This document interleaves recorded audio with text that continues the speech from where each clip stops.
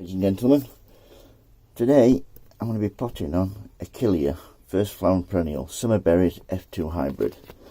This is a perennial, but it flowers the first year, so what I'll be using to pot these on is these 9cm pots and a high peat content compost. First of all, take your divot or whatever you want to use, just to prick them out like so. You can see like that, and then get your pot,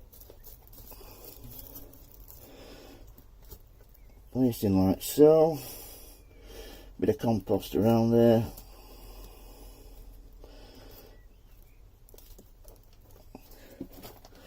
and just water in, easy as that.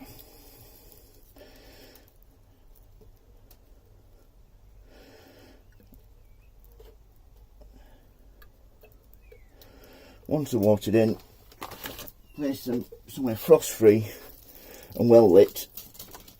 So I'm going to keep them in part of my greenhouse that hasn't got any artificial light, just normal sunlight, and they'll be fine. So that's Achillea, how to prick out and pot on. Any questions, don't hesitate to ask. If you like, give me a thumbs up and please subscribe. Thank you, bye.